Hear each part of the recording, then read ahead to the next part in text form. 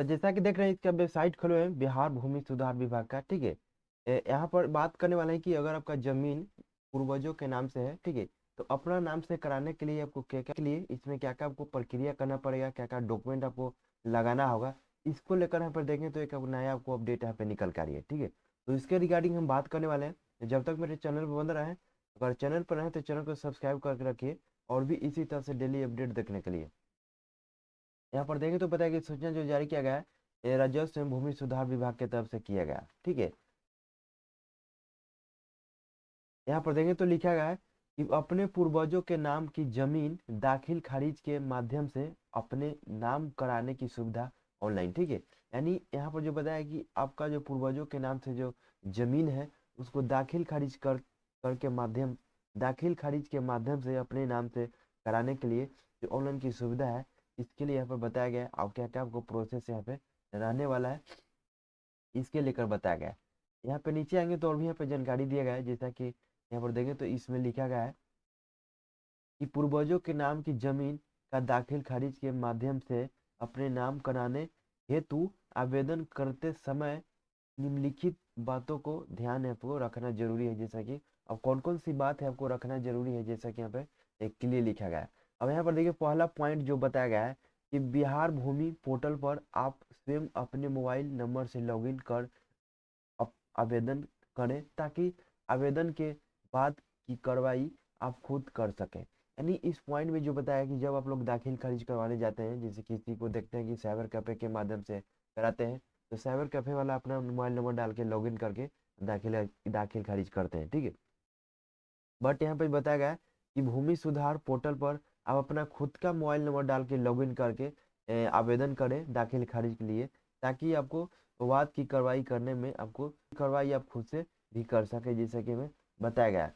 उसके बाद देखिए 2 नंबर पॉइंट में यहाँ पे लिखा गया है कि पूर्वजों की जमीन वंशजों के नाम आपसी सहमति से संयुक्त रूप से या सभी वंशजों के नाम अलग अलग बंटवारा के आधार पर भी दाखिल खारिज होते हुए जमाबंदी खुल सकती है, जैसा कि हमें बातों के लिए लिखा गया है।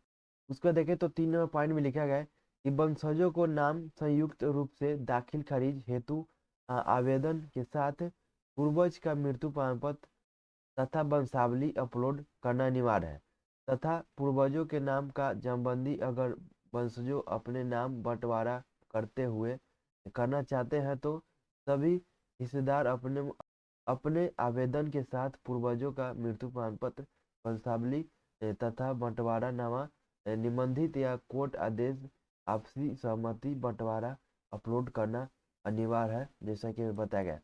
यहाँ पर जो डॉक्यूमेंट बताया गया है कि यहाँ पर जैसे वंशजों के वंशजों को नाम संयुक्त रूप से दाखिल खारिज हेतु आवेदन के साथ पूर्वजों का मृत्यु प्रमाण पत्र पे मांगा गया है।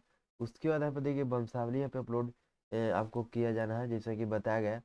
यहाँ पर और भी यहाँ पे दिया गया है कि अगर आप पूर्वजों का मृत्यु प्रमाण पत्र वंशावली तथा बंटवारनामा निबंधित या कोर्ट आदेश आपसी सहमति बंटवारा है तो उसको भी यहाँ पे अपलोड यहाँ पे करना होगा। तो ये सभी जो डॉक्यूमेंट यहाँ पे बताया गया है।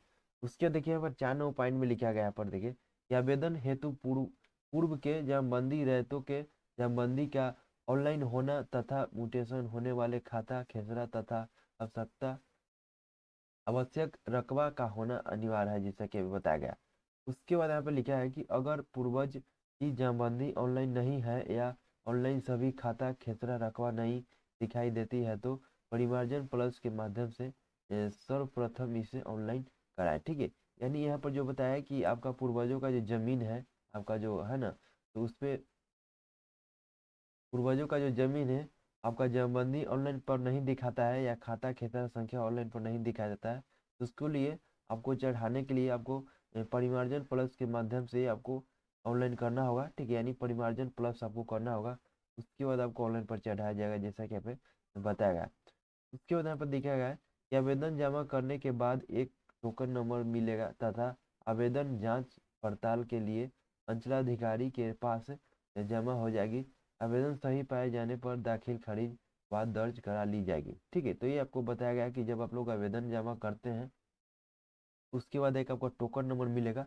टोकन नंबर मिलने के बाद उसको जांच किया जाएगा। ठीक है। यानी जांच पड़ताल आपको किया जाएगा। जांच पड़ताल करने के बाद आपको जो कि अंचलाधिकारी के द्वारा आपके पास भेजा जाता है, ठीक है। और जांच करने के बाद आपको आवेदन की सही पाए जाने पर दाखिल खारिज का बाद जो है वाद आपको दर्ज कर लिया जाएगा, जैसे कि पे बताया गया है। तो ये सभी जो पॉइंट है आपको रहने वाला है। आपको पूर्वजों के नाम से जो रसीद है और अपना नाम से कराना चाहते हैं तो ठीक है।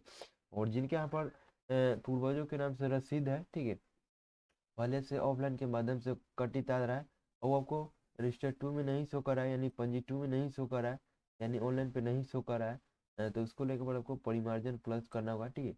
परिमार्जन प्लस करके आप यहाँ पे ऑनलाइन चढ़वा सकते हैं, जैसे कि यहाँ पे बातों के लिए लिखा है, ठीक है। तो ये आपको यहाँ पे अपडेट निकल के आ रही है, जैसा कि यहाँ पे क्लियर लिखा गया, ठीक है। तो आप लोग देख लेंगे, अगर आपके पूर्वजों के नाम से जमीन है, ठीक है, और अपना नाम से कराना चाहते हैं तो ये सभी आपका प्रोसेस आपको करना होगा। और यहाँ पर देखिए डॉक्यूमेंट के बारे में बताया गया कि वो डॉक्यूमेंट यहाँ पे क्या क्या देना होगा, जैसा कि यहाँ पे बताया गया है, ठीक है। तो ये आपको अपडेट यहाँ पे निकल के आ रही है। तो चलिए इस वीडियो तक ही मिलते हैं फिर एक किसी नए वीडियो के साथ।